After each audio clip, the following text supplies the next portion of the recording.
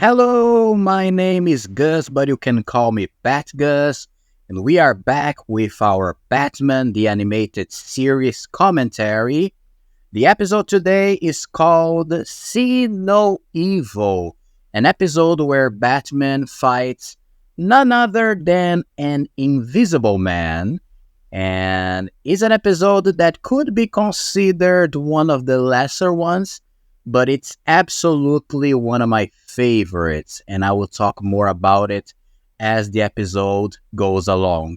But before we give it a play, as usual, I'm gonna do my countdown and 3, 2, 1, and you can watch together with me in your DVD box set or your Blu-ray box set or the streaming service with Batman the Animated Series.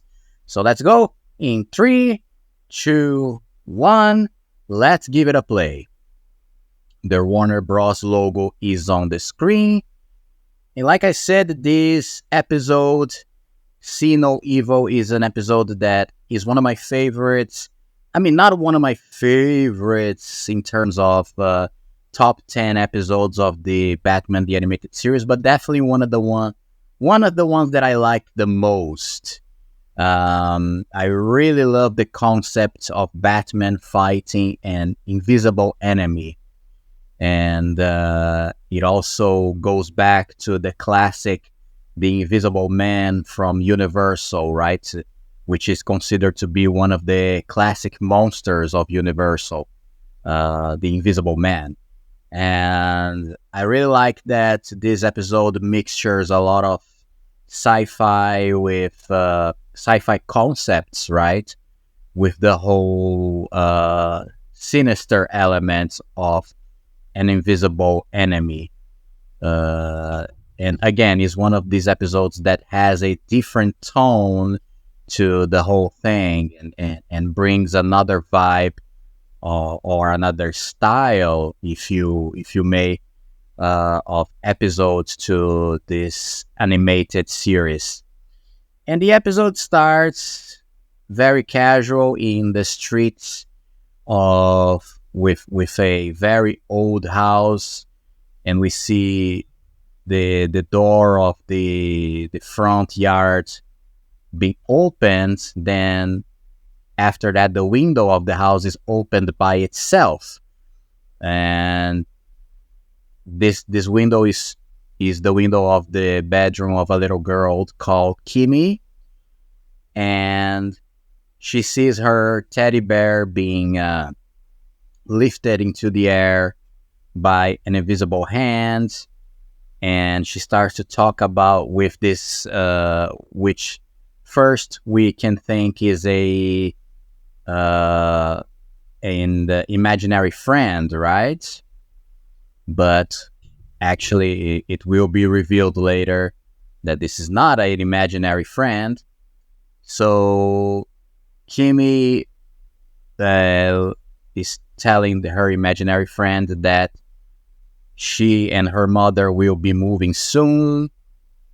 And then her mother enters the bedroom, and she talks to her and says that she was just talking to her imaginary friend Mojo. That's the name of her imaginary friend. And after that, we see a can of soda being kicked on the streets by an invisible foot. And this is where the story goes to a jewelry store, where a man enters this jewelry store, a man with glasses, and he has a not very friendly face. And he enters the men's bathroom in the store, to put on an high-tech suit that will be used to turn him invisible, right? And this is a very interesting concept because, again, goes back to the whole sci-fi element. And the suit turns him invisible. He also can turns objects that he grabs invisible, like his suitcase. And Bruce Wayne is in the jewelry store by coincidence, and he's looking some jewelry, and all of a sudden the watch that he is checking on his hand flies away from his hand. And not only that, but other jewelries start to fly, and people get confused and scared because they don't know what the hell is happening. And is that a ghostly appearance, right? And it's a very kind of funny scene because not only the jewelry starts to fly and disappear in midair, but the people start to get knocked down by something visible. And it's a very funny and great scene. And Bruce Wayne enters the bathroom and changes very quickly into Batman and starts to chase this ghostly appearance. And then we're gonna have a very funny scene because Batman hears the footsteps of this invisible figure and starts to shout to the invisible man, "I know you're here. Where are you?" And we see this guy, this construction guy, looking at Batman like, "What the hell? Who is he talking to? Is he nuts?" And then the invisible man starts to walk over the cement of the construction and create footsteps, footprints, right, over the cement. Batman tosses one of his gas bombs to be able to see the man in the gas, and he throws a can of paint into the invisible man and is able to see him with the ink all over him. But the high-tech suit is able to destroy the ink and make it solve all over his body and disappear again. And this is where he is able to escape. And Batman jumps on the guy but finds nothing in the air and falls over the cement. Then he gets knocked down by the invisible man many times. And this is where Batman should have some kind of visor, X-ray visor in his cowl, right? But he doesn't have it here. And Batman gets knocked down over the cement, and the guy is able to escape. And we're gonna see, we actually gonna meet this guy later in the episode, and we're gonna find out a little more about him. And the reason he is stealing this jewelry is because he is the father of Kimi, right? So he goes to his hideout where there is a picture of Kimi, and so he's the father of the girl that is divorced from her mother. And since she's going to move with her mother, he wants to find a way to get the custody over the girl. And he wants to do everything he can, including get a lot of money to be able to get the custody over the girl. In the next day, we're gonna have a scene where this guy, I forgot his name now. I think his name is Ventrix.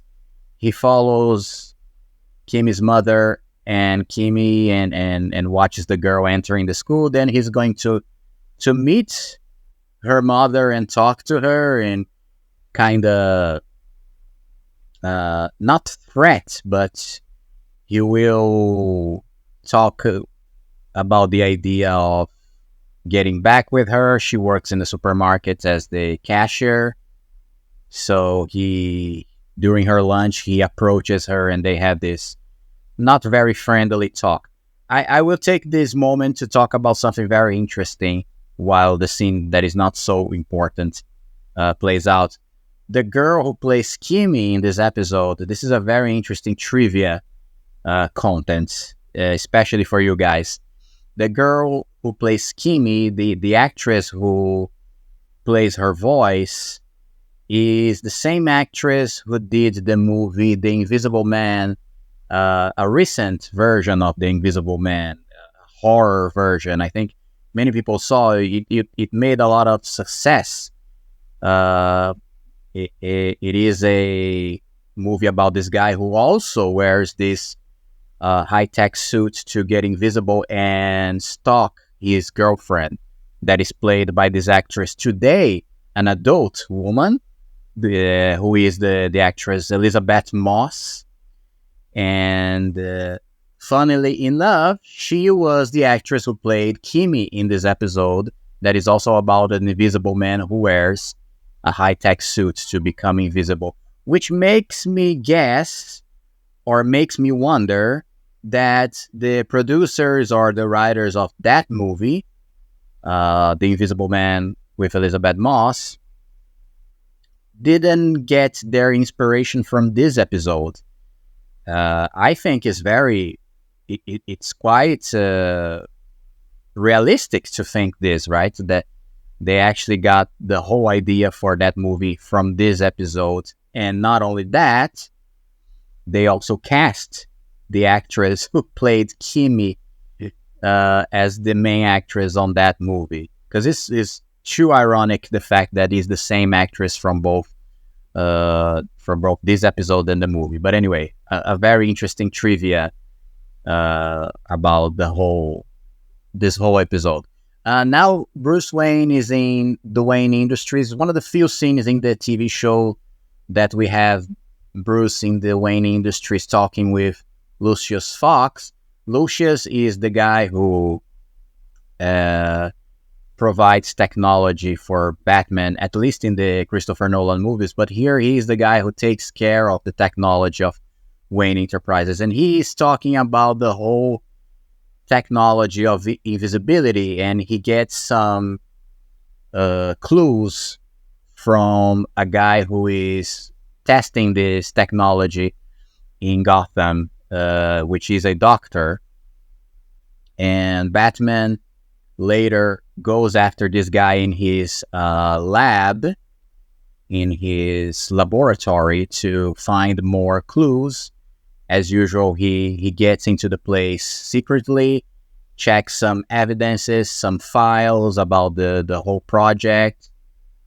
And one of the files it has the name Abandoned on it, because the experiment of the invisibility was abandoned by this doctor, probably. But eventually, Batman will be discovered by the doctor inside the lab. They're gonna have this little altercation, I should say, and sort of, I mean. And then Batman is gonna think that this is the guy who is doing the whole thing of being the Invisible Man. But later, the doctor will reveal that it's not him, but actually an ex-employee of his that was an assistant of the company. And the doctor itself is innocent. But anyway, so yeah, Batman has a conversation with the guy, and he's going to explain the whole invisibility suits technology, which is very interesting. It's very I don't know if it is realistic. Can we say realistic? But it's very based on a logic that in real life, that how it would work, I think, right? Because the suits is made of a tissue that once he gets electrocuted, it reflects the whole thing. Actually, like he says, it bends light and reflects the whole surrounding around, right? Creating the idea of invisibility. And yeah, I'm sorry, I'm reading I'm reading the subtitles to be able to tell more information, because this scene is a exposition scene, right? But anyway, this is where he discovers the assistant, his ex-assistant, which is an ex-con, right? He was the father of Kimi was also a criminal that left jail. His name is Lloyd Ventrix. I remembered his last name, but I didn't remember his first name. So now there you go. His name is Lloyd Ventrix, and he goes after Kimi again in her house, takes the girl out of her bedroom, which Kimi thinks it is Mojo, but it's not. And then Batman comes also to Kimi's house to see the girl, or to see her mother, actually.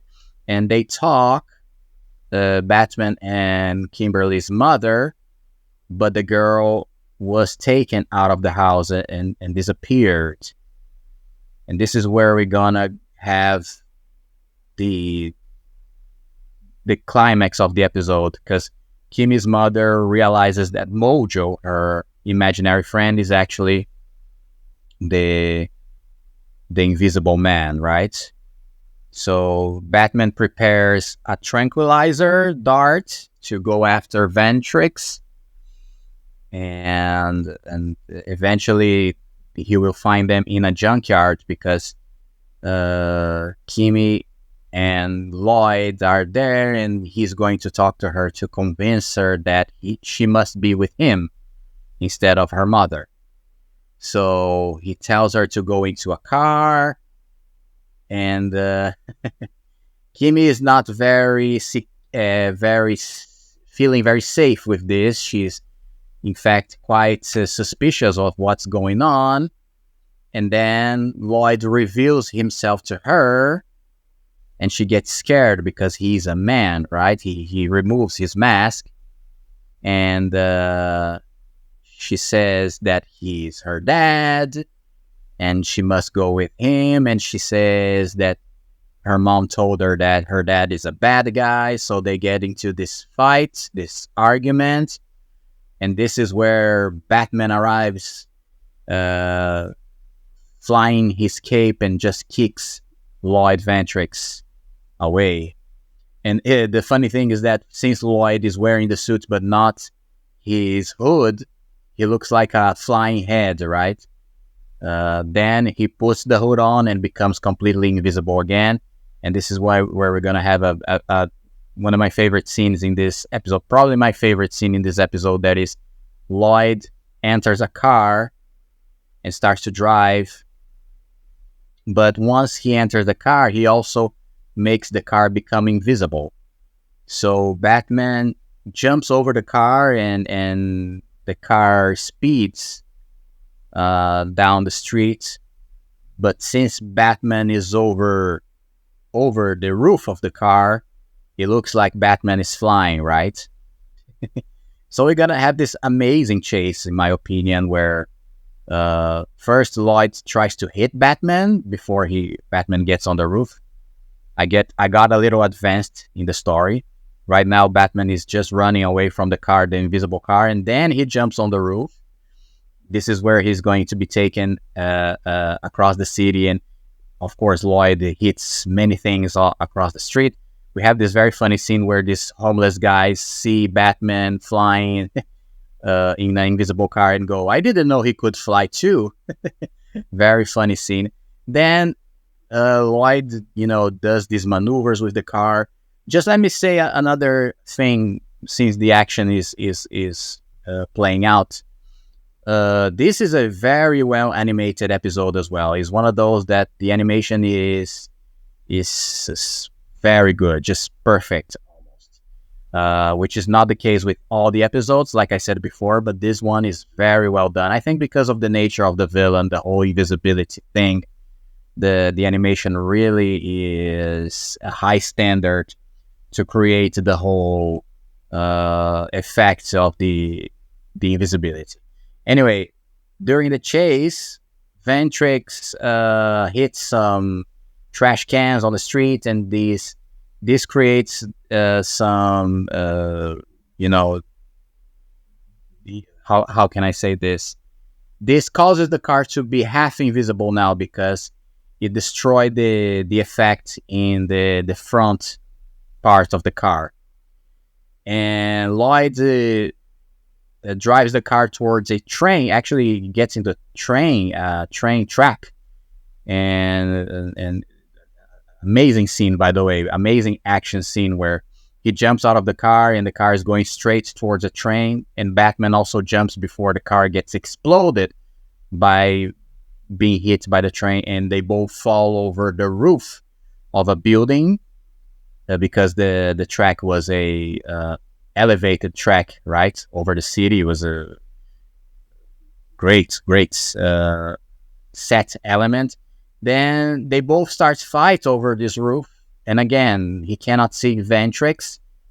He should have some X-ray vision in this time in his cowl, but he doesn't anyway.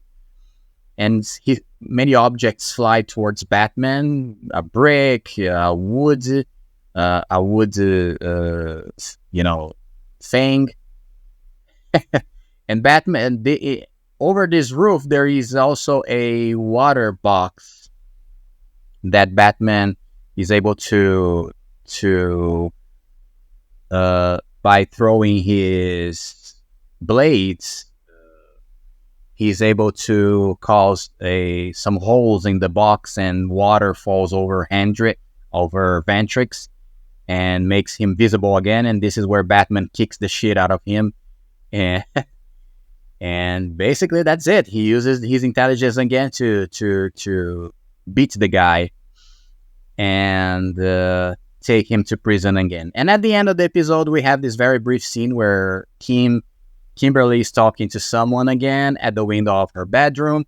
Her mom enters the bedroom and thinks she's talking to an imaginary friend again, but this time was just Batman on top of the house, making sure she is okay finally. And this is it. This is the end of the episode. A great episode. I really love this one. I think it's one of those that are very charming and very well done. Once again, thank you if you are watching this Batman the Animated Series episodes. If you are liking this content, don't forget to subscribe to the channel and also leave a like in this video. I see you in the next Bat episode, and bye-bye.